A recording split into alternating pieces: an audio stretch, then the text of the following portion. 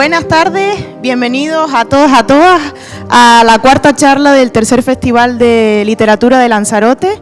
En este caso quiero presentar al director del festival, Carlos, escritor también, quien entrevistará al invitado de hoy, Sergio del Molino. Darles las gracias por estar hoy aquí y recordarles también que pueden seguirnos en las redes sociales y en nuestra página web para poder enterarse de todas las novedades del Festival de Literatura de Lanzarote. De nuevo, muchas gracias y que disfruten de esta charla. Como siempre, le damos las gracias a los patrocinadores, al Ayuntamiento de Tías en especial, también al de Yaiza, al de Arrecife, al Servicio de Publicaciones del Cabildo de Lanzarote y luego también a Bodegas El Grifo y Caja 7. Como dijo Ariadna, bueno, ya saben, la página web que tenemos todo ahí. Les recomendaría que a los que no lo han hecho que se inscriban ya en la charla de Mónica Ojeda y de Ignacio Martínez de Pisón, que va a tener lugar en Yaiza. Son dos charlas también muy potentes y que vamos a hacer en la Casa de la Cultura Benito Pérez Armas. Ya centrándonos en el invitado de hoy, en Sergio del Molino. Bueno, Sergio es un escritor, como saben, periodista, ensayista, toca todo tipo de palos. Su obra es muy ecléctica, muy híbrida, pero siempre marcada por la calidad, por la precisión. Su obra más conocida, a todos les sonará, pues la España vacía, pero además de eso, pues es autor de 6 novelas, 9 ensayos. También ha escrito cuentos, relatos y también tiene una faceta de periodista que luego exploraremos y ha recibido innumerables reconocimientos.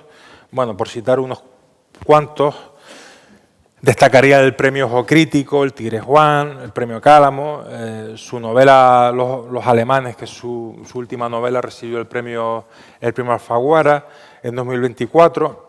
También lo habrán visto como periodista en los medios de comunicación, escribe en El País, en la contraportada, además de otros medios. También es parte de La Cultureta, en la radio, con Onda Cero, con Rubén Amón y Alsina, etcétera, etcétera, etcétera. Bueno, ya sin más dilación le damos la bienvenida a Sergio del Molino. Sí.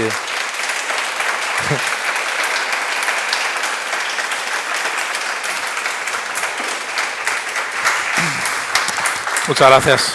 Gracias, ¿qué tal? ¿Cómo estáis? Bueno, bienvenido, Sergio. Creía que iba a bajar del cielo.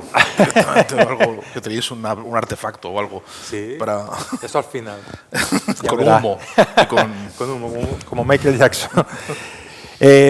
Bueno, Sergio, mira, aquí siempre nos gusta preguntar sobre la trayectoria vital, sobre los ancestros, sobre los orígenes de los escritores. En tu caso, tenemos que irnos a Madrid, naciste en Madrid, pero también a Zaragoza y también a la Comunidad Valenciana. Entonces, me gustaría, por favor, que nos hablases un poco de esa época, de tu niñez, de la adolescencia, cuando empieza tu vocación por la literatura, o sea, Zaragoza, Madrid, Valencia. Creo que va a ser larga la charla, no, entonces veo que digo, dentro de nuestras posibilidades.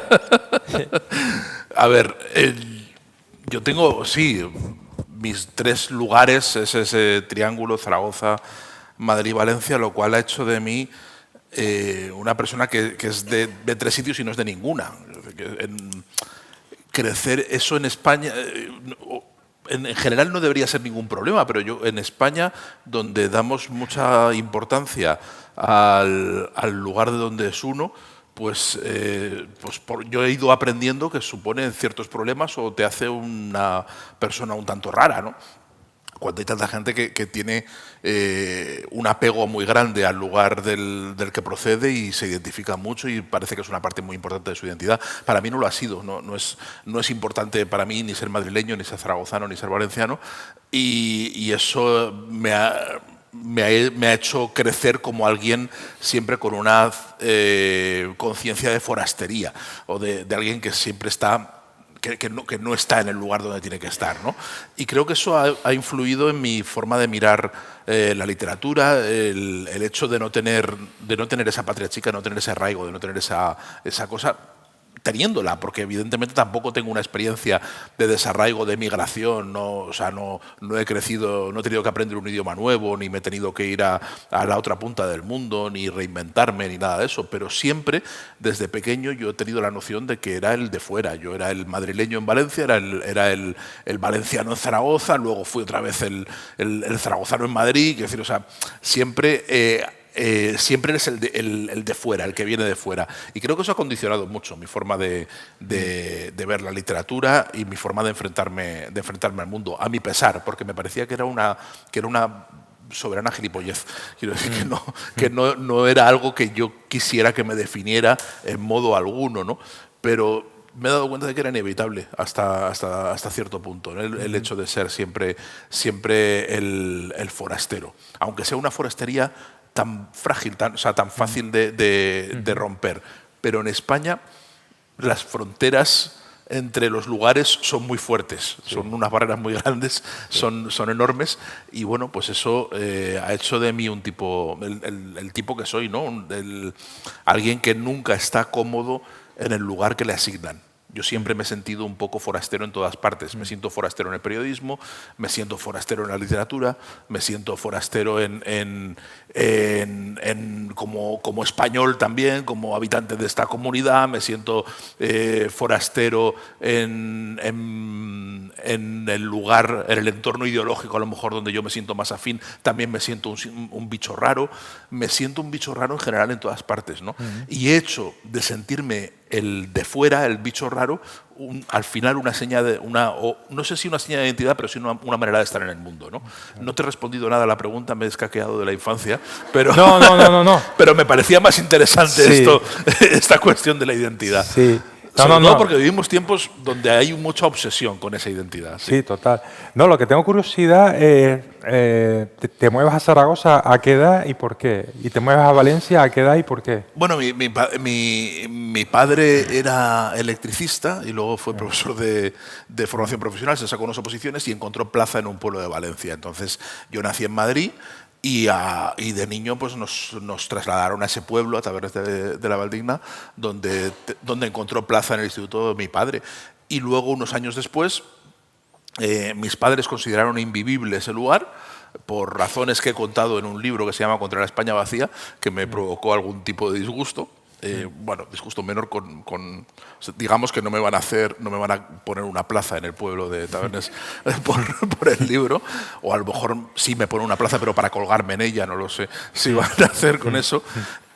Consideraron que el ambiente del pueblo se les había hecho muy hostil, muy cuesta arriba, y decidieron querían irse a Madrid, pero a mi padre no le daban los puntos. O sea, tenía una voluntad de irse, pero no era suficiente como para tener los puntos para poder tener el traspaso a donde él quería. Y acabamos en Zaragoza, donde también teníamos raíces y familia, ¿no? Claro. Y ahí yo hice el bachillerato en Zaragoza. Y como dice Max Schaub, que tú eres de donde se hace el bachillerato, pues yo lo tengo ahí claro que soy zaragozano, por eso yo me vendo como zaragozano, claro. Aunque no me acepten todavía. Pero... Claro. Bueno, ahí está la figura de tu abuelo, José Molina, muy importante en toda tu obra, que es de Bubiarque, ¿no? Un pueblo que ya aparece en la España vacía, en las primeras páginas. De todas formas, tengo curiosidad, ¿tú estudiaste periodismo, puede ser? Sí, ¿En dónde? ¿En Zaragoza también? En Madrid. Ah, en Madrid. Luego te volviste a... Bueno, pero estudiar no, hice periodismo. O sea, una cosa es, el periodismo no se estudia, el periodismo se hace. Tú vas a hacer periodismo, que es una cosa... O sea, el periodismo es la forma más elegante que hemos encontrado de no estudiar y de diletar. O sea, los que teníamos la idea de ir a Madrid a hacernos escritores o a vivir o a hacer el vago, encontramos en la licenciatura de periodismo una excusa honorable para poder llenar esos años, ¿no? Antes la gente se iba en plan a en plan bohemio a Madrid, se iba a vivir una pensión con su Underwood que le faltaba una tecla y esas cosas. Ya en mi generación ya nos íbamos a hacer periodismo. No a estudiar periodismo, porque el periodismo no se estudia, no puedes estudiar. No hay, aunque tú te empeñes en estudiar periodismo, no hay materia. No encuentras nada que estudiar. Pero bueno, pero pasas unos 5 años muy divertidos, eso sí. Bueno, fuiste a la universidad, por lo que entiendo. Claro. Vale. Bueno, digo, como no se hace, digo, igual ni iba a la facultad ni nada. Bueno, el periodismo de vez en cuando pasaba así, de vez en cuando. Sí, claro, exacto. En la facultad existe la posibilidad de no ir. Bueno, de hecho, el periodismo es una de es fundamental en tu carrera y siempre dices que te ayudó a formarte, que te ayudó en tu mirada. Pero por otro lado, también dices que no puedes estar en una redacción. No soporto estar en una redacción. De hecho, todo mi plan de fuga que desemboca en la España vacía tiene que ver con no estar en la redacción, con intentar estar fuera en la calle y viajando el mayor tiempo posible, ¿no? Y a mí se me hace muy cuesta arriba las redacciones porque están llenas de periodistas que se creen en el periodismo, que es una cosa que a mí me resulta muy chocante, ¿no? Hay una redacción, ahora son sitios muy amables, las redacciones, quiero decir, ahora son sitios que cumplen las normativas de incendios, que están limpias, tienen ventanas, tienen aire acondicionado, se está bien, la gente es civilizada, la gente se pide las cosas por favor, gracias, no grita. Yo aún conocí el último coletazo de redacciones donde la gente en los cajones guardaba botellas de coñac y de whisky. A partir de las 6 de la tarde estaba todo el mundo borracho y era un mundo verdaderamente hostil y que podía tener cierta gracia romántica quien se la viese. A mí me parecía un sitio infame, me parecía un lugar donde había que pasar las menos horas posibles. Porque además si pasabas muchas horas en la redacción te caía un marrón seguro y alguien te iba, algún jefe te iba a gritar, algo malo te iba a pasar. Con lo cual yo me planeé desde el principio estar mucho tiempo fuera. Y de ahí viene esa pulsión por callejear, por estar lejos, por conocer gente, por hablar con gente, por hacer mucho reporterismo, que era lo que me gustaba hacer a mí, y donde empecé a baquetearme como escritor también, donde mi prosa empezó a tener cierta forma, o empecé a verle posibilidades literarias al hecho de salir, hablar con gente y contar su vida, ¿no? y descubrir además que no había ninguna vida inane, que todo el mundo tiene una novela dentro. Que todo el mundo, hasta la persona más y hasta el lugar más anodino del mundo tiene algo interesante que contar, ¿no? Eso lo aprendí en el periodismo y escaqueándome de la redacción. Si hubiera estado a gusto en la redacción, me hubiera hecho periodista político y estaría echado a perder totalmente. Claro. Bueno, gracias a esa afición por la transhumancia, por moverte, sale La España vacía, que probablemente es tu obra más conocida. Digamos que en torno a La España vacía tienes varias obras como Atlas sentimental de La España vacía, Contra la España vacía, lugares fuera de sitio, etcétera. Te quería preguntar por esta obra, por la España vacía, no solo por la tesis un poco que defiendes ahí entre el desequilibrio que hay, esa dialéctica entre campo y ciudad, sino también la repercusión que tuvo en tu vida, el éxito de esa obra que a lo mejor probablemente marcó un punto de inflexión en tu carrera o en tu vida. Sí, claro, todo éxito te marca, o sea, no puedes vivir ajeno a él, evidentemente, te obliga a replantearte de arriba abajo lo que tú haces y lo que tú quieres, pero yo intenté aprovechar eso para poder hacer lo que me diera la gana, ¿no? Fíjate, esto no tiene nada que ver con los debates que generó y demás, tiene que ver con una cuestión íntima mía. Yo siempre he funcionado muy bien a la contra. Es decir, eso tiene que ver también con lo que hablábamos de mi pasado periodístico. Una cosa que tenemos los periodistas, y que esto, si hay algún periodista en la sala, creo que alguno hay, algún periodista que ha tenido que vender sus temas en la redacción lo va a entender, la palabra que más escucho en periodista es mierda. Mierda. Mierda o con modulaciones o puta mierda o putísima mierda. Puedes encontrar esas modulaciones. Tú vas a ofrecer un tema, se te ocurre un tema, a los que se nos ocurrían temas, evidentemente. Yo tenía que llenar cosas con que vender historias. Y lo normal es que el redactor jefe ni te mira a los ojos y diga, vaya mierda, esto, no. Entonces tú tienes que ir con una batería ya para sobrevivir. Lo que haces es ofrecer una batería de 30 temas para que te compren uno, para que te tiren 29 y te compren uno, ¿no? Eso a mí me ha generado una forma de trabajar muy tolerante al rechazo. O sea, yo juego con el rechazo. O sea, yo cuento con el rechazo. Y cuento también con que cuando a mí se me ocurre una idea de un libro, la gente va a pensar que es una chorrada. Y eso a mí me estimula. Eso, lejos de desanimarme, lo que hace es estimularme. Y esto me pasaba hasta la España vacía, incluyendo la España vacía. Yo cuando conté a uno de mis mejores amigos que estaba escribiendo este libro, me dio el pésame. Es decir, me dijo, bueno, pues nada, ya buscaremos juntos trabajo, Sergio, no te preocupes, ya te ayudaremos, en mi casa no te ha de faltar un plato caliente, no te preocupes, tu hijo no ha de pasar hambre. Yo con eso jugaba. Porque para mí demostrar que lo que ellos consideraban que era una chorrada tenía un valor era parte del proyecto literario, era parte del esfuerzo que yo le metía. Y eso a partir del éxito de la España vacía deja de pasar. Lo que antes me decían mierda y puta mierda, de repente todo es maravilloso. Y cualquier cosa que venda les parece bien. Les parece bien y te la compran. Entonces yo ya pierdo la capacidad de discernir qué está bien y qué está mal. Ya no sé manejarme, ¿no? Porque ya no me puedo fiar. Yo contaba con el rechazo ajeno.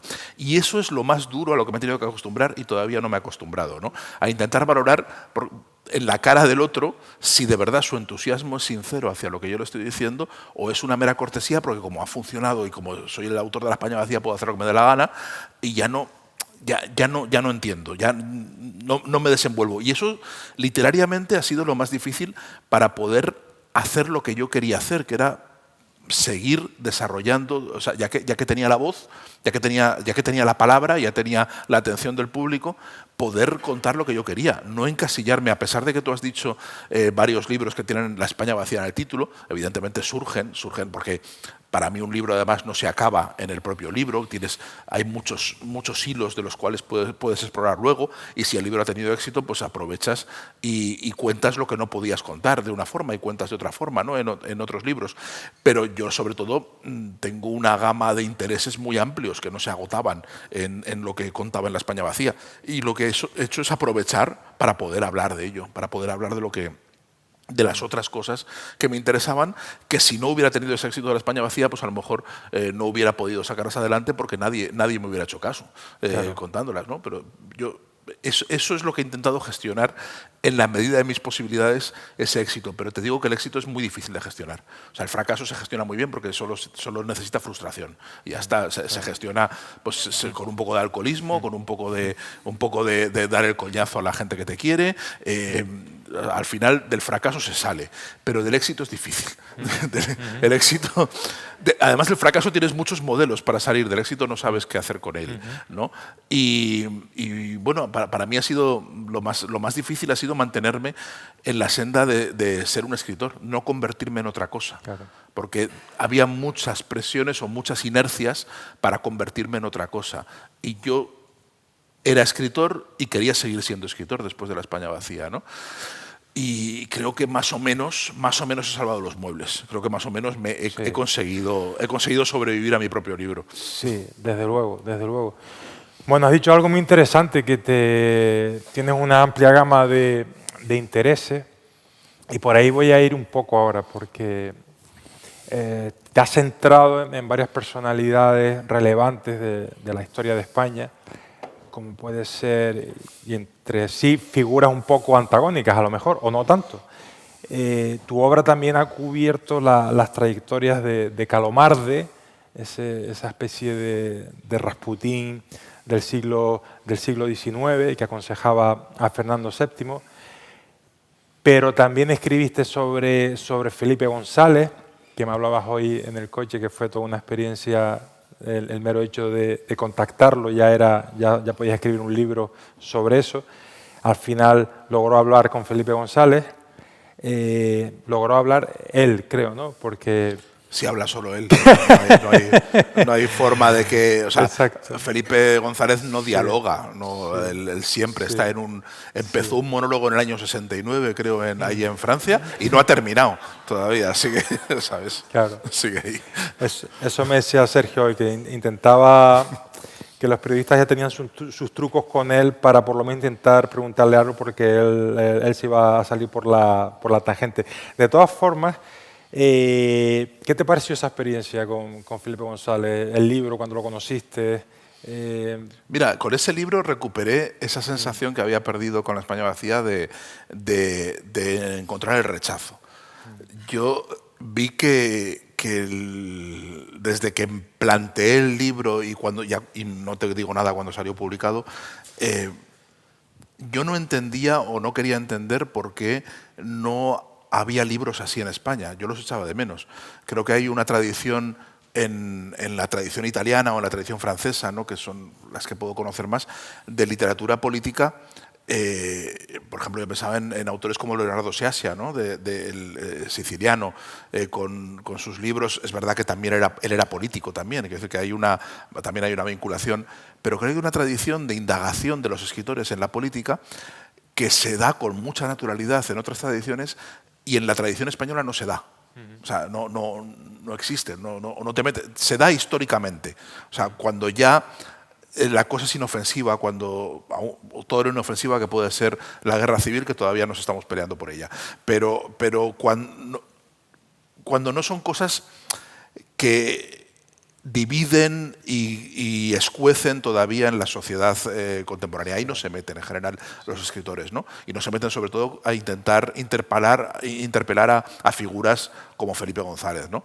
Y yo echaba de menos eso, porque esos libros yo los disfruto mucho cuando los leo, ¿no? Y me preguntaba por qué no se me habían adelantado, por qué en la inmensa bibliografía que había de Felipe González todo eran o hagiografías de periodistas afines o de gente sí, casi todos eran periodistas, cronistas, gente exministros, gente del partido, gente cercana ideológicamente, o retratos de todo lo contrario, de signo contrario, también de periodistas, pero de periodistas que habían hecho su carrera contra el felipismo, ¿no?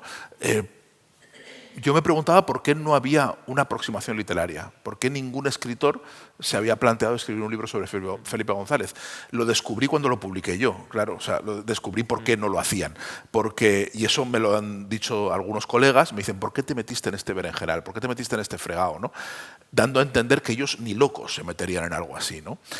A mí eso me dio mucha marcha. O sea, intentar perfilar una figura histórica, que yo ya lo considero histórica, pero que todavía está viva y que todavía escuece y que todavía provoca división en los españoles y todavía provoca juicios apasionados y interpela directamente a la sociedad de hoy. O sea, no estamos hablando de Pi Margall, no estamos hablando de una figura del siglo XIX, ni siquiera estamos hablando de Franco, estamos hablando de una figura que está viva todavía hoy y que de vez en cuando asoma y cada vez que da un titular sube el pan. Quiero decir, o sea, eso sabemos, y que todo el mundo en España tiene una opinión muy vehemente sobre Felipe González. Todos. No hay nadie de los que estáis aquí, todos tenéis una opinión muy vehemente de Felipe González, ¿no? No es algo, no os da igual. Tenéis todos una opinión. Entonces eso a mí me da marcha. Es decir, me parece que lo fácil es esperar a que Felipe muera, esperar 10 años, y cuando ya hay más o menos un consenso social en torno a lo que ha significado su figura, pues ahí intervienes y haces tu retrato histórico. A mí eso no me interesa, a mí me interesaba intervenir, porque ahí sí que me sale también la vena polemista, ¿no? Y lo disfruté mucho. Pese a los disgustos que luego me pudo dar y pese al hecho, a los odios que pueda despertar un libro así cuando te metes en política, ¿no? Cuando un escritor interviene de una forma política tan grande. Pero lo disfruté mucho. O sea, para mí fue una incursión en la literatura política que no había hecho hasta entonces, que no he vuelto a hacer y no sé si volveré. O sea, tampoco quiero convertirme en un escritor político o centrarme solo en eso. Yo soy muy disperso, pero fue una experiencia de la que no me arrepiento en absoluto, ni siquiera a pesar de algunos disgustos que me ha dado o de acusaciones que te puedan dar después o que te cuelguen San Benitos. La verdad que la recepción de muchos lectores ha hecho que mereciera la pena, ¿no? Porque sí que muchos han visto, más allá del acuerdo o el desacuerdo que puedan tener con la imagen que yo proyecto del Felipe histórico, ten en cuenta que en ese libro hablo solo de Felipe hasta su dimisión, hasta el año 97, desde que emerge en Francia y aparta a los exiliados del PSOE hasta su dimisión en el 97. O sea, no me ocupo del Felipe actual, no me ocupo del Felipe que ya no es, que puede intervenir como un señor gruñón, pero que no es un actor político y que no es el Felipe que va a pasar a la historia, ¿no? Solo me preocupo de esa dimensión histórica. Incluso desde el desacuerdo que puedan tener muchos lectores, creo que yo me he encontrado gratitud por el intento de comprender, por el intento de acercarse desde una perspectiva literaria, que es la perspectiva de la empatía. O sea, tú cuando quieres comprender a un personaje desde un punto de vista literario, estás obligado a ponerte en su piel. Y a mí me costaba mucho ponerme en la piel de Felipe González porque probablemente no haya una persona más distinta a mí. O sea, me costaba mucho entender la soledad del poder, entender las decisiones que tomó, por qué era tan refractario a algunas críticas, por qué tenía ese lado oscuro. Hay un montón de enigmas en torno a Felipe González que creo que solo se podían abordar desde la literatura. La literatura es especulación.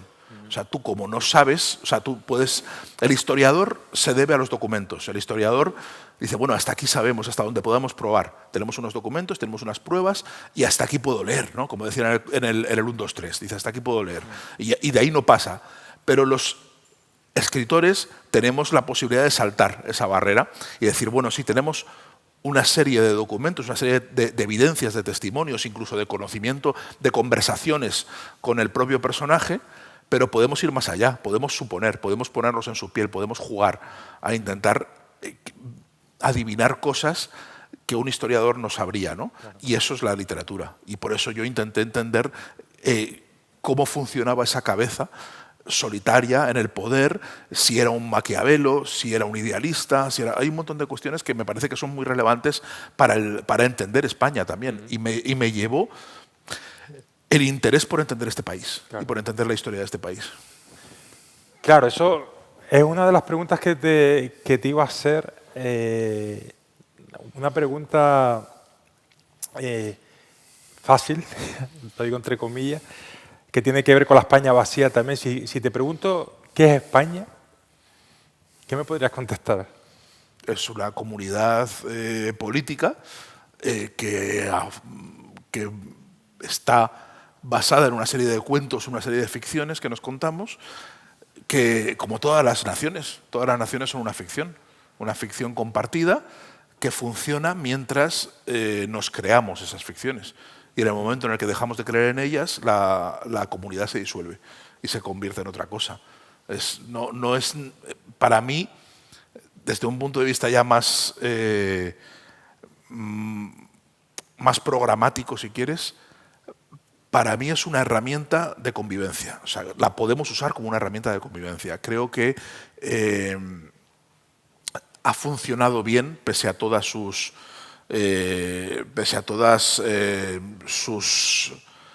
disfunciones y pese a todas sus conflictos y todas sus rupturas aparentes y todas sus peleas.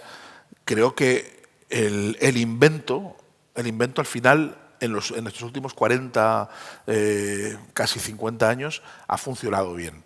Y creo que sería un error quebrarlo.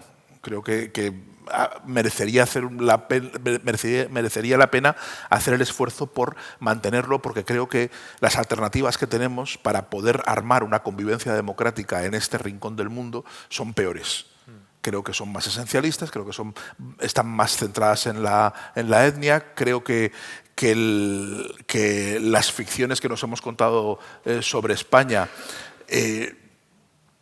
por lo menos hasta hace unos años, habían logrado superar esa historia de malditismo, de violencia, de opresión, de relación con con lo más siniestro, lo más oscuro, lo más violento de la historia, y habían logrado encarnar una serie de valores con los que podemos estar mucho más cómodos una mayoría de la población y que nos permiten una convivencia. Eso ahora mismo se está resquebrajando. Eso ahora mismo se está resquebrajando y quiero creer que todavía hay remedio y todavía podemos aplicar un poco de cemento, pero empiezo a no estar seguro de que podamos hacerlo. Pero claro, es una ficción que ahora mismo corre el peligro de dejar de ser, porque creo que hay una parte de españoles que empiezan a tener una idea de su país muy distinta a otra parte de los españoles. Y cuando no somos capaces de ponernos de acuerdo en cuestiones muy esenciales, el país no puede funcionar. Es decir, no, se rompe por algún lado, ¿no? Y esa ficción pues, va a desaparecer. La ficción necesita del pacto de los lectores, de que quienes reciben esa ficción se la crean. Y ahora mismo hay mucha gente que no se la cree. Claro, claro. Bueno, de momento seguimos habitando en esa ficción, en ese país tan heterogéneo y tan diverso que es España. Vamos a hacer un giro de 180 grados y nos vamos a meter en el ámbito de tus novelas. En concreto, yo le pedí permiso hoy a Sergio para hablar de esta novela, La hora violeta, porque evidentemente es muy dura para él, ya que narra pues, bueno, el fallecimiento de su primer hijo, de Pablo. Pero creo que, por otro lado, creo que hiciste un ejercicio de terapia brutal y también, desde el estricto punto de vista literario, creo que también fue una obra, por lo menos yo empecé a escuchar tu nombre con fuerza después de este libro. No sé si nos puedes contar un poco de La hora violeta. La hora violeta es que hay una obra también de Montserrat Roig muy famosa del año 78, muy anterior a esta, que no tiene nada que ver con mi libro, pero que está el título prestado del mismo verso de T.S. Eliot, de La tierra baldía.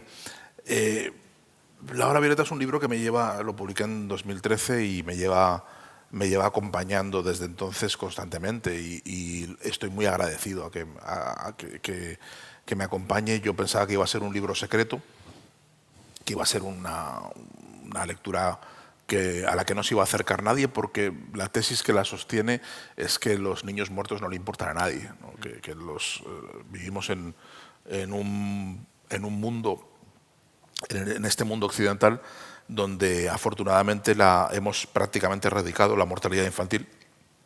Es irrisorio el número de niños que mueren antes de los 5 años y bueno, y si tienes la mala suerte de que te toque esta lotería nefasta como me tocó a mí, pues te conviertes en alguien invisible, te conviertes en alguien que nadie quiere saber nada de ti ni de tu historia, ¿no? Yo entendía que era eso. Yo lo escribí con la idea de que el libro pues iba a ser una cuestión secreta y que circularía entre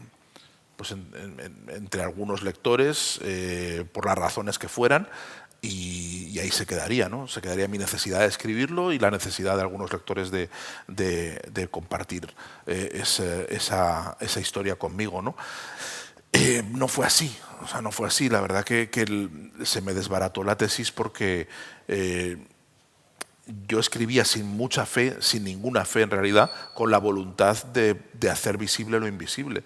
Hay un espacio, una cartografía de la muerte y de la enfermedad dentro de la hora violeta que está intentando poner en los ojos del lector muchos lugares, muchos espacios que están vedados y que negamos que existan, como si fuera una dimensión que no está, ¿no? Hablaba Susan Sontag del reino de los vivos y del reino de los sanos y del reino de los enfermos, ¿no? Y decía que los enfermos habitan como una dimensión invisible para los vivos, para los sanos, pero los enfermos los ven. Es decir, es como si al pasar al reino de la enfermedad tú pudieras moverte en el reino, entre el reino de los sanos, pero los sanos no te ven. Hay un montón de lugares, un montón de los hospitales, los tanatorios, todos esos espacios que apartamos de nuestra vista y la modernidad ha eludido, ha negado los rituales mortuorios, los rituales de acompañamiento de los enfermos. Hemos convertido la vivencia de la enfermedad y de la muerte, incluida la de la enfermedad y de la muerte de los niños, en un proceso muy poco ritualizado, muy frío, muy deliberadamente apartado de la mirada de los demás, ¿no? y de la experiencia de los demás. Y yo lo que quería era romper eso y ponerle al lector que quisiera acercarse, decir, bueno, pues esto es lo que ocurre, esto somos. Es decir, esto nos pasa y algunos, no todos, hay gente que después le pasa lo que le pasa a mí y ve morir a su hijo y lo único que quiere es esconderse y no quiere saber nada y no quiere ni que le miren ni que le toquen. Pero yo quería lo contrario, es decir, yo quería ser visto. Yo quería estar, o sea, yo no quería esconder a mi hijo muerto como si fuera una maldición o como si fuera algo vergonzoso, ¿no? Quería que el mundo se enterase de que eso era muy importante para mí y que eso me condicionaba y que eso me marcaba radicalmente. Hablaba al principio de la charla de la identidad. No hay nada de lo que me ha pasado en la vida que pueda compararse a la muerte de Pablo y no hay nada que me haya marcado más y que me haya transformado más como persona. Yo era una persona distinta antes de que muriera mi hijo y me convertí en otro. Me transformó por completo, ¿no? Y en muchos aspectos para peor, en muchos aspectos para mal. Yo era mejor antes. No es una experiencia, no estoy sublimando el sufrimiento, ni estoy glorificando, ni atribuyéndome caracteres de santidad, ni muchísimo menos. Pero creo que para mí era necesario decirlo. Para otros es necesario el silencio, para mí no. Y bueno, pues eso lo escribí. Y las sorpresas que muchos lectores lo entendieron. Claro. Lo entendieron. Claro. Yo no contaba con ello. No contaba con que fuera a pasar. Y al principio fue abrumador y lo he ido agradeciendo con el tiempo. He ido agradeciendo las lecturas y agradeciendo a los lectores que me han ido acompañando y agradezco la oportunidad de poder hablar de esto porque es algo que yo necesito. No de forma terapéutica, ¿eh? O sea, has hablado de terapia. Yo no escribí esto como sustituto a un psicólogo. Lo escribí porque yo no sé vivir sin escribir. Claro. Yo no sé enfrentarme a nada de lo que me pasa sin escribirlo. Claro. Entonces, no iba a ser esto diferente, ¿no? Pero no es una terapia, esto no se supera, no es, claro. ni se escribe con voluntad de superación. Al menos yo no escribo nunca con voluntad de superación, ni con voluntad de enseñar nada a nadie. Yo siempre digo que la hora violeta no se aprende nada con él. No es quien busque recetas, quien busque algo práctico en el libro, se va a llevar una decepción muy grande, porque lo único que hay es literatura. Es un escritor que está intentando entender lo que le ha pasado, intentando mandarle una carta de amor a su hijo y poco más. Y desde la inutilidad militante de la literatura. Sí. Bueno, también tenemos que agradecer que hayas escrito este libro porque los aficionados a la literatura, que son millones, pues lo agradecen. Sin el mismo nivel de dramatismo, evidentemente, también has, entre comillas, usado problemas de tu cuerpo, como puede ser la psoriasis, lo que hablamos antes, ¿no? Ese problema de la piel, para escribir una obra también muy interesante que lleva ese mismo título, La piel, que haces como un recorrido por personajes históricos como Nabokov, Pablo Escobar, Stalin, etcétera, que sufrieron también de psoriasis. También te sirvió ahí, digamos, un elemento, entre comillas, negativo para crear una obra relevante. Esa era una obra que yo no sabía que estaba escribiendo, ¿no? De repente me di cuenta que había desarrollado una obsesión. O sea, yo no consideraba que la enfermedad, ahora estoy muy bien de la psoriasis, tengo unas medicinas milagrosas, unos sueros de Fierabras estupendos que hacen milagros, y estoy muy bien de la piel. De los huesos estoy más jodido. Eso, o sea, ha pasado al interior la cosa. Pero bueno, pero oye, como eso no se ve, pues nada, no pasa, no hay problema. En la sociedad superficial en la que vivimos, lo importante es la piel. Yo descubrí que estaba desarrollando una obsesión porque yo no le daba ninguna importancia a la enfermedad. Me parecía que era bueno que estas enfermedades, mientras no te incapaciten o no te lleven, pues bueno, pues son un incordio, un engorro, pero no lo consideraba un tema de reflexión ni literario, ni yo me paraba a pensar mucho en ello. Pero me di cuenta que me llamaba mucho la atención cuando lo veía en otros. Cuando yo leía las cartas de Nabokov o una biografía de Nabokov, y descubría que la psoriasis había sido tan importante para él que había pensado en suicidarse, ¿no? Y se lo contaba a Vera, que le había dado un brote tan grande que había pensado en suicidarse porque no soportaba más, no lo podía más. O lo veo en Stalin, que tú has dicho, ¿no? Lo veo en otros personajes. Estoy leyendo cualquier otra cosa y a lo mejor un pasaje o una nota al pie que a ti te pasa inadvertida, a mí me llama mucho la atención, porque la alusión a una enfermedad de la piel enseguida me hacía interesarme por el personaje, ¿no? Y tomaba notas y acumulaba muchas cosas, y yo como soy de naturaleza obsesiva, me di cuenta de que empezaba a tener una biblioteca muy bien formada sobre personajes históricos y psoriasis, y novelistas como Updike, que había escrito una novela sobre la psoriasis, el centauro. Tenía ya unas cuantas baldas de mi biblioteca y un montón, y en el ordenador iba acumulando un montón de archivos sin ton ni son, sencillamente por curiosidad. Pero claro, cuando te das cuenta un día, paras y dices, no me estaré obsesionando un poco con esto, no habrá, o sea, esto es algo más que curiosidad. Yo aquí estoy elaborando algo, quiero decir, estoy mirando. A mí me cuesta mucho darme cuenta de mis propias obsesiones, ¿eh? Me doy cuenta ya a posteriori, cuando ya me he obsesionado mucho.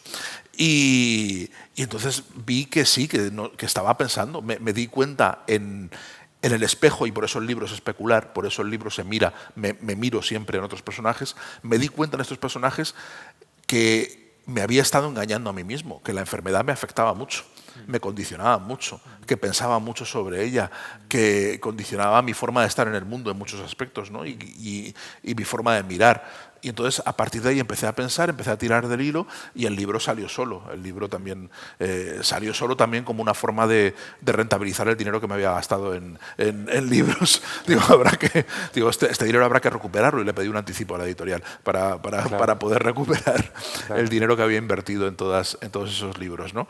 Pero los libros surgen así. Yo no, cuando descubres que te has estado engañando, que lo que tú creías que no era importante, que tú creías que que estabas muy por encima de eso, y que era una cuestión banal y que no te marcaba para nada, de repente, leyendo a otros escritores, te das cuenta de que es algo fundamental en tu vida, claro, ¿no? Y entonces, a partir de ahí es cuando te ves abocado a escribir sobre ello, ¿no?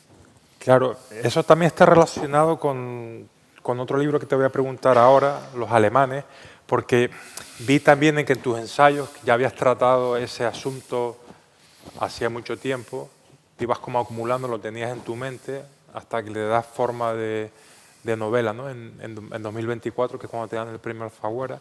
Me recuerda un poco ese proceso que dices, que hay un tema que te va obsesionando, que te va llamando la atención, vas coleccionando información, vas apilando, y en un momento dado, tienes un libro. Sin embargo, quiero decir una cosa interesante sobre Los alemanes.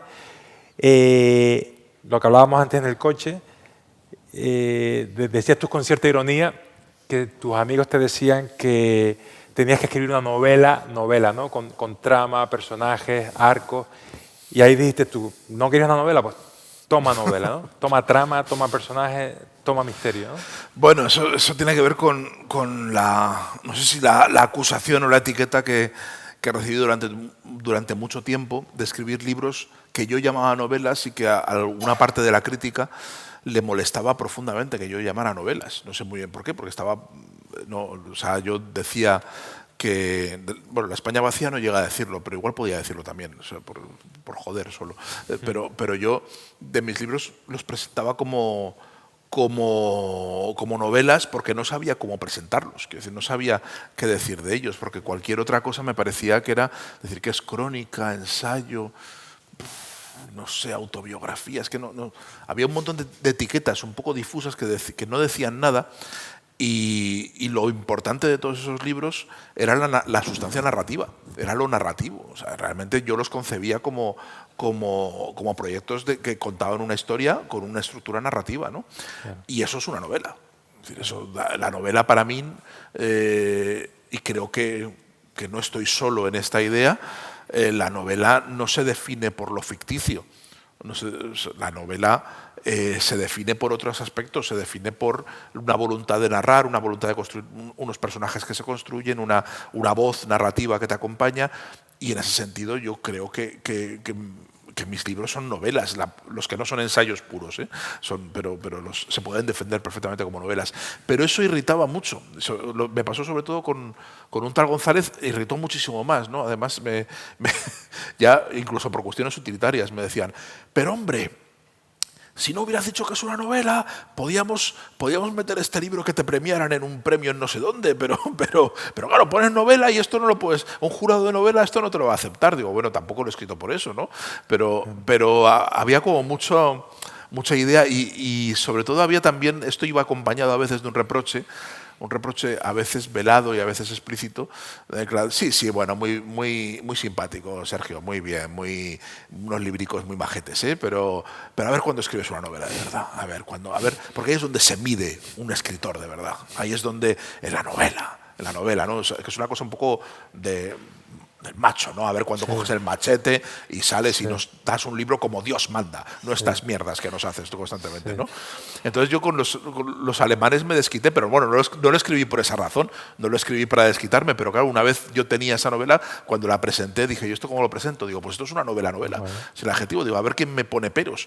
O sea, me podrán poner peros por otro lado, pero es una novela como ellos quieren que sea. Digo, ahora ya está, ya he cumplido el trámite. Claro. Ahora me pueden dejar en paz y puedo volver a mis libricos, como siempre puedo volver a mis cosas, ¿no? Claro. Esa es, bueno, pero no lo escribí con esa voluntad de validación o para ganarme la consideración por fin de novelista. Pero bueno, salió así.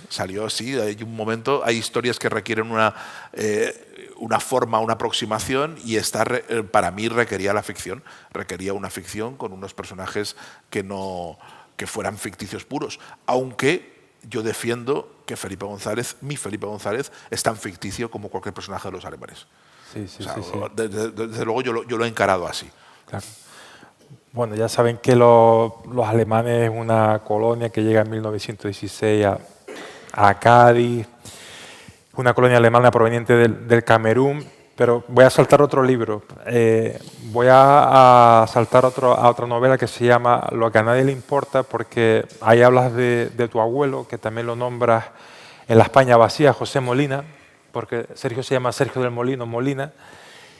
Y me gustaría que dijese unas palabras también sobre tu abuelo, porque tengo la sensación de que es una figura importante en tu vida. Bueno, fue una figura importante porque fue aparte de la relación de los abuelos, si tienes una relación con ellos, son importantes. Y si no tienes, o si la tienes mala también, pero son una relación importante y curiosa en la vida, además, porque creo que el nieto y el abuelo convergen en un camino de ida y un camino de vuelta, ¿no?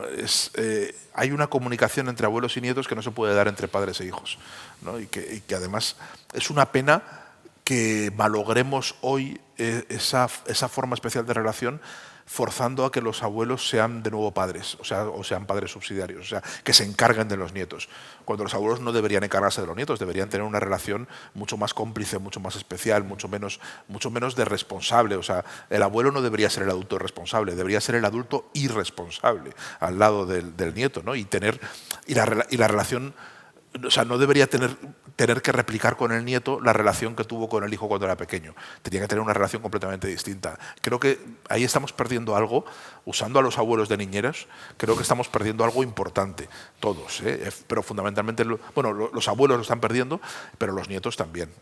Se están perdiendo la posibilidad de tener un abuelo como debe ser, ¿no? Y yo tuve esa posibilidad, a pesar de que mi abuelo era una persona muy rara, pero fue una persona con la que yo tuve una conexión profunda. Yo era el nieto mayor y fue la primera persona a la que vi morir y a la que acompañé en su muerte, ¿no? Yo tenía 18 años y él murió en el año 97. Y su figura siempre me había fascinado porque era muy misterioso, porque hablaba muy poco, mi abuelo. Se notaba que tenía muchas cosas de las que no quería hablar, que cargaba con un misterio que a mí a los 18 años me costaba mucho entrar, desde luego, y de niño ni te cuento, ¿no? No entendía, era una figura que representaba muchas cosas también del país en el que no alcanzaba a entender, ¿no? Y ese libro lo escribí inspirado por una de las últimas frases que le dijo a mi abuela, que era otro personaje. Mi abuela sí que era una abuela irresponsable, y una mujer irresponsable en muchísimos sentidos, que se llamaba La Currita, y le dijo una frase tremebunda cuando estaba ya en las últimas, que se acercó La Currita. O sea, mi abuelo era muy sobrio, era una persona sobria, pero vamos, que yo creo que podía pasar semanas sin pronunciar una palabra, quiero decir, una cosa tremenda. Además era sordo y se hacía todavía más el sordo para poder aislarse más del mundo. Y mi abuela era un personaje de culebrón. O sea, mi abuela era melodramática, exagerada, era justo lo contrario, ¿no? Entonces, claro, la muerte de mi abuelo para mi abuela era como para María Calas un estreno en La Scala. Quiero decir, era la oportunidad de mostrar una gama de emociones amplísima ante un público entregado que era toda la familia, ¿no? Y no lo desaprovechó, y entonces armaba muchos escándalos en el hospital y demás. Y en uno de estos escándalos de ¡ay, mi José! Hacía, ¿no? Tenía su aria, tenía sus momentos estelares, mi abuela. Y en una de estas, mi abuelo le apartó así un poco, así levemente con la mano, y le dijo: calla, que de ti no quiero ni que me cierres los ojos, le dijo, ¿no? Eso delante de todos. Entonces, claro, a mí me pareció de una contundencia. O sea, mi familia, yo creo que ni siquiera asimiló aquello. Estaba toda la familia por ahí, y yo creo que la gente hizo como que no lo oía, pero a mí se me quedó clavado. Les dije, pero ¿cómo puedes? O sea, además luego empecé a pensar, digo, si además son 2 versos, quiero decir, esto está muy pensado. Lleva años pensando el orden de estas palabras. O sea, no es una frase improvisada. Él estaba esperando el momento justo para poder soltar esa frase, ¿no? Y durante mucho tiempo pensé en ella, ¿no? Hasta que ya pude vivir un poco y pude adentrarme en ese misterio de preguntarme qué pasa en la vida de alguien para decirle a la persona con la que ha compartido toda su vida, decirle algo tan brutal, ¿no? Tan brutal y tremendo, ¿no? Qué soledad, qué distancia hay, qué incomprensión, me parecía que había algo ahí tremendo, ¿no? Y escribí ese libro pues partiendo de esa pregunta, y a partir de ahí yendo hacia atrás, intentando comprender la figura de mi abuelo, y a partir de ahí comprender también lo que era el siglo XX de España, porque mi abuelo nació en el año 14 y murió en el 97, y para mí representaba la medianía, representaba el español medio. Mi abuelo no era un héroe, no era un villano, no era una víctima, pero arrastraba un trauma, arrastraba el trauma de la guerra. Todos esos silencios tenían que ver con la guerra, tenían que ver con lo que había sufrido en los años 30 y con un matrimonio que había venido justo después de la guerra también, y que también tenía muchas vinculaciones con el exilio y con otras historias, ¿no? Entonces empecé a tirar del hilo, investigué hasta cierto punto, porque empecé a encontrar cosas verdaderamente oscuras que tenían que ver con mi bisabuelo, que no quise saber, y ahí me acogí al privilegio de escritor. Dije, el historiador iría hasta el final, yo sé que puedo descubrir cosas que no me van a gustar y lo voy a dejar aquí. O sea, ¿no? que tienen que ver con la intervención de mi bisabuelo en la guerra civil, que no era tan inane como la de mi abuelo, que mi abuelo era un jovencillo que le mandaron al frente y fue un soldado más. Pero mi bisabuelo era falangista de primera hora y tiene alguna historia oscura que yo empecé a ver, y cada vez que sabía algo más me daba más mal rollo saberla, ¿no? Y igual algún día la retomo, no lo sé. Pero bueno, es un personaje que yo no conocí, ya me pilla muy de lejos. Pero mi abuelo sí, o sea, lo que había hecho mi abuelo con su vida me interpelaba a mí, porque había una conexión, nos habíamos solapado, ¿no? Yo en el camino de ida y él en el camino de vuelta. Habíamos tenido esa relación de abuelo y eso me conectaba con toda su vida. Y eso creo que esa relación hay que explorarla más. Exploramos mucho las relaciones de padres e hijos, pero las de los abuelos y nietos no. Y ahí tenemos unas conexiones tremendas y una posibilidad de contar historias fascinante, ¿no? Y que no explotamos lo suficiente. Pues ahí queda la figura de José Molina, abuelo de Sergio. Bueno, ha llegado el momento de preguntas, de intervenciones. Si alguien quiere decir algo, quiere preguntarle algo a Sergio, si no le hago yo una pregunta, vayan pensando, porque es el turno de ustedes para que den alguna preguntita a Sergio, o si quieren decir cualquier cosa. Mira, yo quería volver a los ensayos. Te voy a preguntar por dos figuras que también has tratado en tu obra. Calomarde, por un lado, y Pío Baroja, por otro. Ya sé que no tiene nada que ver uno con el otro, pero tu obra es tan extensa. Pero esos son libritos muy pequeñitos, ¿eh? Sí. Son miniaturas. Eso, bueno, diríamos pero... que son, si fuera un pintor, serían como grabados, o sería sí. Una cosa, obra menor. Y dos encargos, ¿no? Son dos. El que tú has citado de Calomarde es un spin-off también de La España vacía, porque es un encargo que me hicieron los chicos de Libros del Cao. Es una editorial muy vinculada al periodismo, de periodistas y a la no ficción, que descubrieron ese personaje leyendo La España vacía. Es un personaje que sale en La España vacía. Calomarde es un tipo que está en el origen del carlismo, en el origen primigenio del carlismo, ¿no? Porque es el que recibe la bofetada en el Palacio de la Granja en 1832, cuando intenta conspirar para que Fernando VII anule, o restablezca la ley sálica para que el trono no pase a su hija Isabel y pueda gobernar Carlos María Isidro, ¿no? Y él está en una conspiración, en esa conspiración para volver a poner en vigor la ley sálica, y eso es lo que provoca su caída. Pero antes ha sido un tipo que ha fundado la policía. Es decir, es el fundador de la policía moderna como aparato represivo contra los liberales, y es el que controla toda la represión en lo que llaman la década ominosa, entre 1824 y 1830, y en su caso 32, que es cuando él cae en desgracia y ya se acaba, ¿no? Es un tipo, pues, siniestro, que está al lado del poder, al lado del rey, que es un ministro muy poderoso, y que en esos años pues se convierte en azote de liberales y está detrás, pues, del ahorcamiento de Mariana Pineda, del fusilamiento de Torrijos, y es un tipo que es aragonés y ha nacido de la nada, es hijo de labriegos. Es un caso rarísimo en el siglo XVIII. Es de la generación posterior a Goya. Y él nace en un pueblo un pueblo de la España vacía, muy apartado, en Villel, en la provincia de Teruel, y viene de la nada, es hijo de labriegos, y consigue él, con un caso de tesón muy raro en una sociedad de castas inamovible, consigue llegar a ministro. O sea, se saca la carrera de Derecho, logra que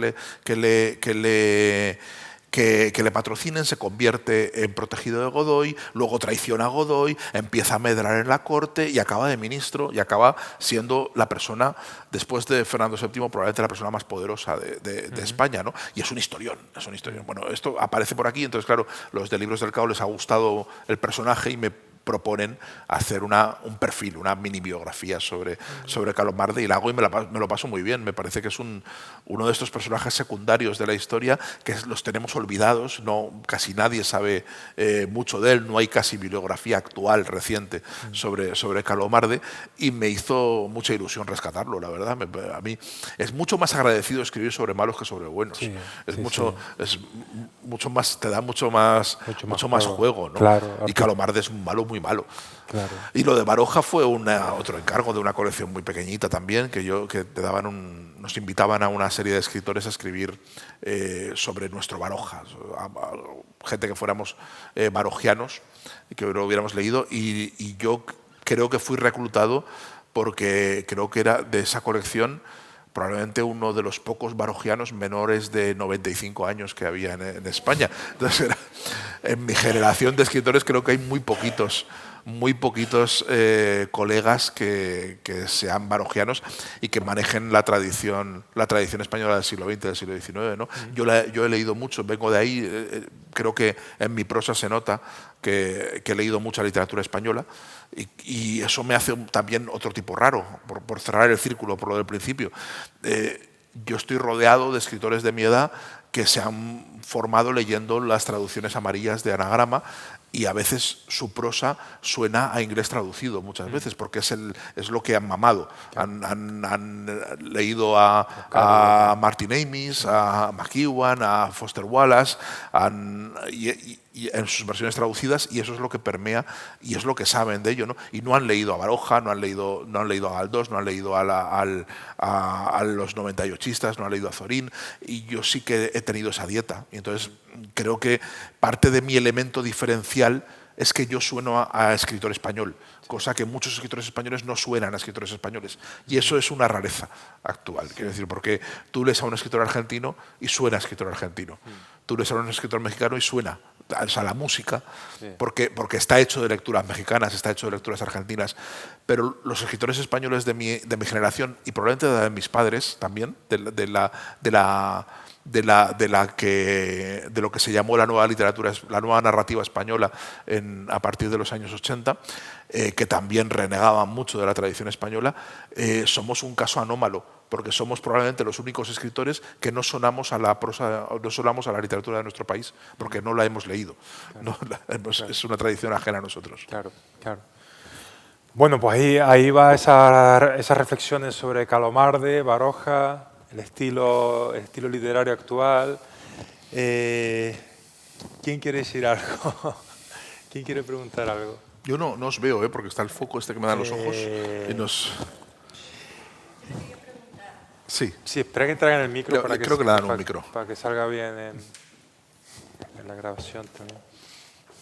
Le quería preguntar, ¿es muy fácil o le ponen facilidades para acceder a esos documentos, para poder rescatar esos personajes secundarios que usted pone en valor?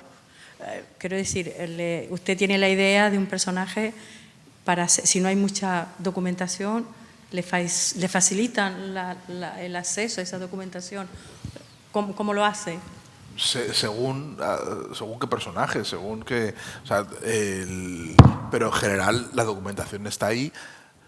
Los archivos son accesibles, quiero decir, a no ser que sea un personaje muy oscuro, pero en general hay mucha documentación que la puedes consultar si tienes una conexión 5G desde el móvil, puedes acceder a una cantidad de información ingente, pero ingente, en muchísimos sitios del mundo.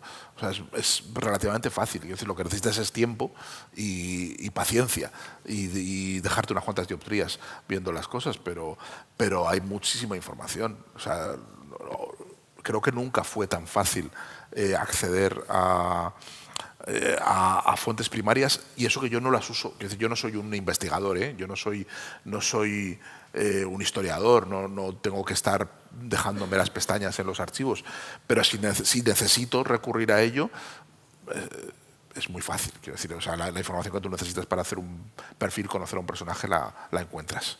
Gracias. Ahí tenemos una pregunta. Perdona, Raimundo, estaba primero... Buenas noches. Yo quería preguntarte en este caso, por las columnas en el periódico. ¿Cómo atacas una columna? ¿Cómo eliges los temas? Y sobre todo, ¿cómo evitas también las diferentes visiones en base a lo que escribes? Porque escribes en El País, hablas en Onda Cero, te encasillan en un lado, piensan de ti que políticamente te pones de un lado o del otro. ¿Cómo atacas la escritura de columnas? Con la idea de que la columna es una forma de intervención en la conversación pública e intentar buscar temas y enfoques en los que puedas aportar algo que no se haya dicho, que no redunde en lo mismo. Eso es lo más difícil. A mí los encuadramientos me la traen completamente al fresco. O sea, creo que un columnista, cuando interviene con su nombre. Quiero decir, y creo que yo soy columnista en El País desde hace ya unos cuantos años. Estoy muy cómodo, estoy feliz, nunca o sea, me siento muy bien en el periódico, lo considero mi periódico. O sea, yo nunca hablo de forma patrimonial de nada, pero sí que ya he empezado a hablar del País como mi periódico. Nunca, y siempre me he burlado de los que lo han hecho, ¿no? Cuando decían o que dicen el periódico, siempre les pregunto, ¿pero cuál? ¿A cuál te refieres? ¿No? Pero si me fuera a otro periódico o escribiera, las columnas no cambiarían, quiero decir, porque me voy como me voy yo. O sea, yo voy a decir lo que tenga que decir. Para mí el medio, en el caso del columnismo, no es el mensaje, el medio es la columna. Y el medio es la columna y la firma que va encima, ¿no? Entonces, a mí los encuadramientos me dan igual. Lo que me preocupa fundamentalmente es poder aportar algo, decir algo que sea o relevante o divertido, o que pueda abrir una vía de conversación por otro lado, que pueda abrir una línea paralela. Y eso es lo más difícil, eso es lo que más cuesta, porque hay mucha competencia de voces. O sea, hay mucha gente diciendo muchas cosas, ¿no? Y no solo en las columnas, sino, o sea, vivimos en un mundo muy, muy, muy, muy polifónico. No es, por mucho que queramos reducirlo a la polarización y a los blancos y a los azules y los rojos y a bloques enfrentados, en realidad yo lo que me encuentro cada día es un enjambre de voces muy grande. Y destacar, decir algo relevante dentro de ese enjambre es un reto. O sea, para mí es lo difícil y lo que me estimula, ¿no? El poder decir, bueno, seré capaz de aportar algo que no sea más ruido a toda esta conversación. Y en ese sentido, mi preocupación no es el encuadramiento, sino plantearme cada vez que escribo una columna, mi planteamiento es: surfeo la ola, voy en contra. Pero en el sentido de me sumo al tema grande de lo que está hablando todo el mundo y doy, pues si está todo el mundo dividido con algo, está el juez del fiscal, pues voy a escribir sobre esto y voy a aportar una miajita más o una chispilla más, o me salgo por la tangente y hablo de un tema que a mí me preocupa, que me parece relevante y del que creo que no se está hablando lo suficiente, ¿no? A mí lo que me molesta del columnismo y también lo puedes extrapolar también a la radio, donde también hablo con mi propia voz. Quiero decir, también lo que digo en Onda Cero lo podría decir en cualquier otra emisora. Lo que me molesta lo que me preocupa no es esa manía de encuadrarnos y de decir y esa cosa de siempre de pero tú eres rojo, facha, ¿tú qué eres? O sea, eres carne, pescado, ¿de dónde vas? ¿No? A mí eso no me preocupa. Lo que me inquieta es no ser capaz de trascender el ruido. O sea, tiene que haber un equilibrio para mí siempre en la participación en la columna, que para mí la columna es un proceso continuo. Yo siempre estoy pensando en que voy a escribir en las columnas. No es una estructura cerrada, sino que forma parte de un trabajo en marcha. Es si voy a hacer más ruido, si mi columna va a ser intrascendente porque va a hacer más ruido, o va a ser capaz de abrir una nueva vía, ¿no? Y si abre una nueva vía, eso me condena a mí a la irrelevancia, porque a lo mejor quiero hablar de algo que me interesa mucho, pero no le interesa a nadie más. Es decir, no estoy me apeo de la conversación, ¿no? Y esa es la tensión que me está preocupando siempre, el poder estar siempre, decir algo. Y eso es lo que eso sí que es la tensión que mata a muchos. A mí me da marcha, a mí me gusta. Yo estoy bien en esa tensión constante. Pero entiendo que hay otros, sobre todo escritores, que se apeen, que tener la tensión de estar siempre pensando algo en lo que opinar les fría las neuronas y diga, yo esto no es para mí, yo no puedo más. Pero a mí me da marcha, a mí me da vida, me gusta.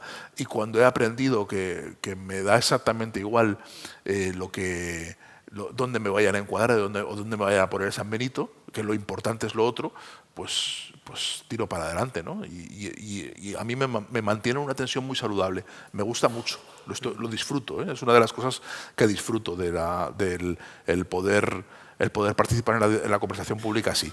Y una de las cosas que me van, esto ya termino con esto, perdona, una de las cosas que más me frustran es que como vivimos una época tan exacerbada, tan histérica, tan señaladora, tan por momentos violenta, ¿no? y tan intolerante con opiniones que no coinciden con la tuya o que no están encuadradas con lo que tú crees que es lo correcto, lo ortodoxo, me siento muchas veces obligado a pisar charcos que en otras circunstancias no pisaría. Mi frustración es no poder marcar la agenda como debería marcarlo un columnista. Yo creo que me gustaría más imponer los temas que me preocupan y no ir a rebufo de los temas de los que se supone que tienes que hablar y que muchas veces son polémicas estériles, son ruido que duran 3 días y al cuarto día todo el mundo se ha olvidado y está con otra cosa, ¿no? Y eso es verdaderamente frustrante para alguien que quiere intentar participar en la conversación pública, ¿no? No poder detenerte, no poder parar un momentito y hacer una cosa más de fondo, señalar un aspecto secundario que la gente se nos ha pasado por alto.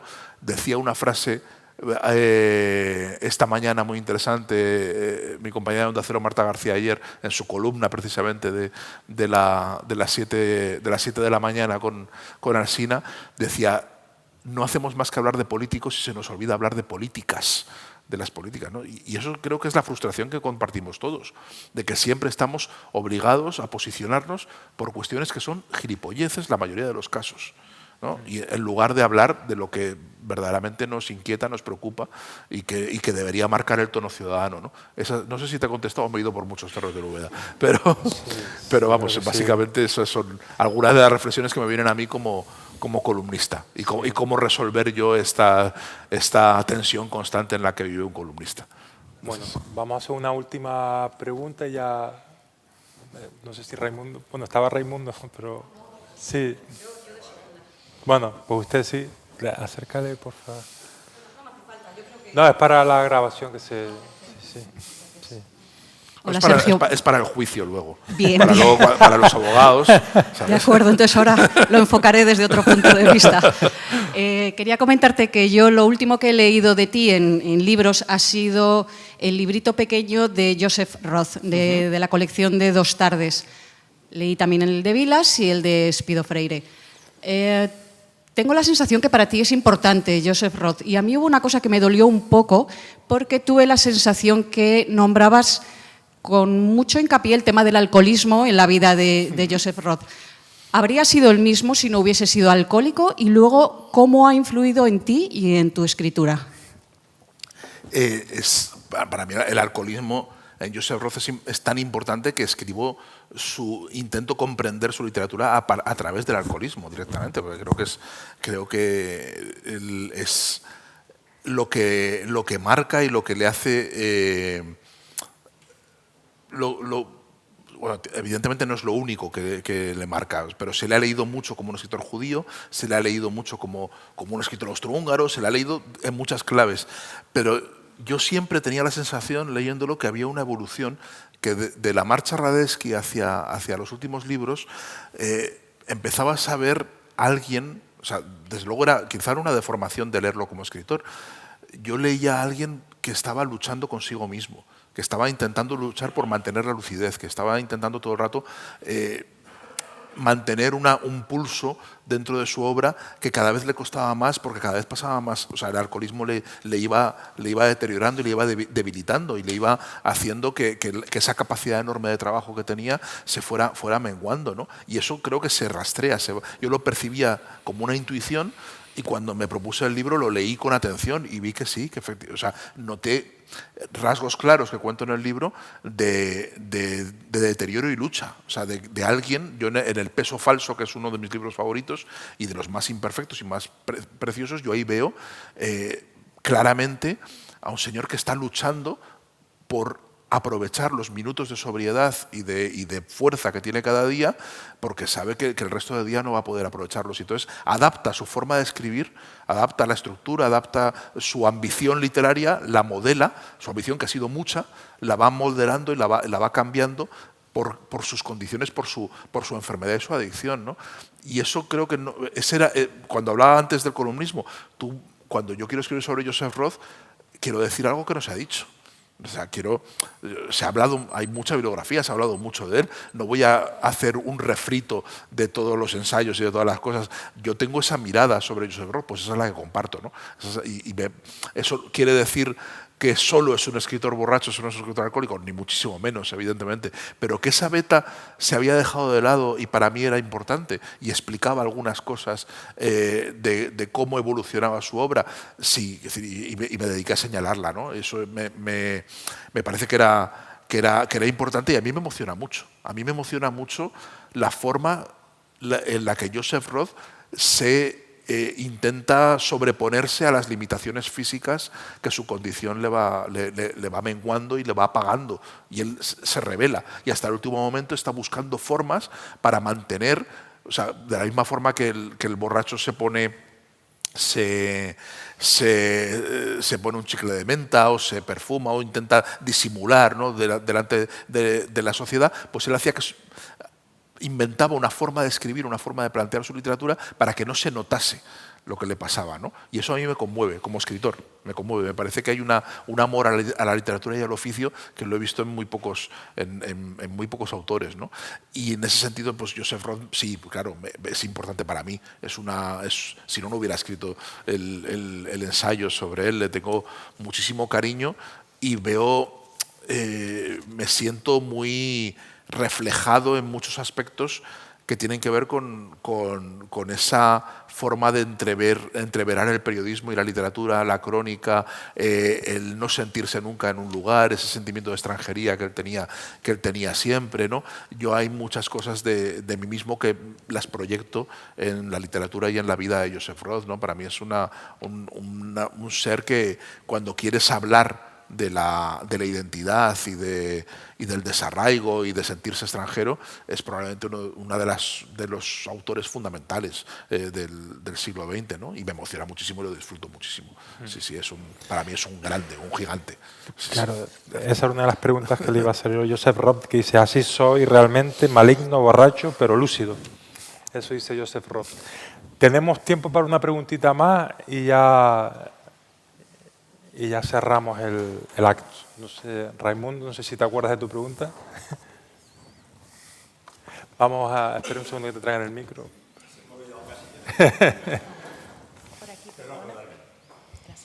Hago visera para verte. En primer lugar, muchas gracias por muchas cosas que has aportado a mí.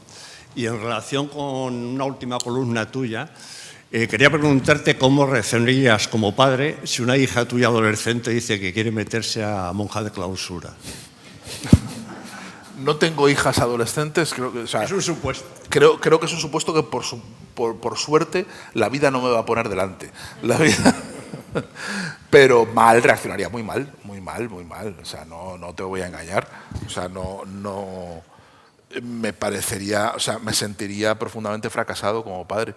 Muchísimo, sí, pero no estoy de broma. Quiero decir, creo que o sea, por eso la película de los domingos de Lauda me tocó tanto. Me parece que plantea un dilema de una forma encarnizada. Me parece que no hay forma correcta de resolverlo, además. No hay, como todos los buenos y los grandes dilemas, ¿no? Pero no soy, o sea, no te puedo anticipar cómo reaccionaría, pero mal, seguramente mal, y seguramente si no soy capaz de convencerla de cambio de opinión, pues seguramente pues acabaría la cosa mal conmigo, quiero decir, o sea, no sería para mí sería una tragedia. Es decir, para mí, o sea, yo lo viviría en mi fuero interno como una tragedia. No sé cómo lo manejaría, pero sería una tragedia, sí, sin duda. O sea, no te puedo negar otra cosa. Por suerte, no sé. Es decir, si mi hijo mañana se va a ir a un monasterio o algo, no lo sé. Ninguno estamos libres de que ocurran. Pero sí, lo viviría mal, ¿no? Pero vamos, no sé. Probablemente creo que estas cosas nadie las manejaría bien. O sea, no creo que nadie reaccionaría es muy difícil estar a la altura de las circunstancias cuando la vida te plantea un dilema tan brutal, ¿no? Y cuando de repente tu hija se convierte en alguien tan extraño que renuncia a todo lo que incluso a la propia relación contigo, ¿no? Tener que su vida, una persona a la que quieres tanto y que representa tanto para ti, que decida que su vida va a ser algo completamente ajeno a ti y de renuncia a casi todo lo que ha significado su vida contigo, ¿no? Yo creo que esa piedra la tragaría muy mal. Claro. La tragaría muy mal. O sea, pues tendría que apechugar como apechugamos todos, evidentemente, no puedes hacer nada, pero no lo llevaría bien, sería un sufrimiento gordo. Sí. En principio Sergio no va a tener más descendencia que su hijo, o sea que es un escenario en teoría improbable, pero bueno, nunca se sabe. Bueno, hemos llegado ya al final del acto. La verdad es que la obra de Sergio, y tiene tanto que decir y que contar, es muy difícil de sintetizar en 1 hora y cuarto, 1 hora y 20. Pero bueno, hemos hecho todo lo posible y creo que hemos hecho un recorrido muy interesante por tus orígenes, por Zaragoza, Madrid, Valencia, por figuras importantes de tu familia como tu abuelo, figuras por descubrir como puede ser tu bisabuelo, y luego todas estas figuras históricas en las que te has sumergido, como Calomarde, como Felipe González, sin olvidar a otros escritores también que han sido importantes para España, como Pío Baroja. Hemos hablado, por supuesto, de la España vacía y todos los libros que lo acompañan, que son tres o 4. Hemos hablado de Joseph Roth, como te preguntaron por aquí. Hemos hablado de Pablo, de la Hora Violeta y de todo lo que significó no solo para ti, sino para la literatura. Sergio también publicó La mirada de los peces, un libro también interesante. Hablamos de la piel, hablamos de los alemanes, es decir, hemos hablado de muchísimas cosas, incluso hasta de monjas, que en este festival no están quedando muy bien paradas, los seminaristas y los curas, porque Cristina, tu predecesora, tampoco es que tenía muy buenos recuerdos de las monjas, pero bueno, ahí queda eso. De tu faceta periodística, de tu estilo inclasificable por lo rico y la cantidad de estímulos que yo creo que te acompaña y la cantidad de curiosidad que tienes ahí en esa cabeza, pues que genera un estilo, yo creo que ya Sergio Molinista podría definir. Lo único que te quiero dar es las gracias para todo el festival. Es un honor tenerte aquí y haber disfrutado de tus conocimientos, de tu capacidad erudita. Pero antes, como siempre, como dice Jordi Hurtado, vamos con el ritual del festival, que es, por favor, que nos firme el libro de los autores. Lo va a traer Ariadna, para que Sergio nos dedique unas palabras. Es un libro. No es una firma íntima, tengo que hacerlo. ¿Tienes boli y todo? Mira, perfecto. Tengo. Lo segundo es que, como dije al principio, la próxima charla va a ser al municipio de Yaiza. Nos trasladamos más al sur, para ver a Mónica Ojeda. No se la pierdan porque es una bomba de relojería. Eso va a ser el 19 de noviembre y luego tenemos a Ignacio Martínez de Pisón, que va a ser el 3 de diciembre. Y ahora sí, le damos un fuerte aplauso a Sergio, por favor. Muchísimas gracias. Muchas gracias. Gracias.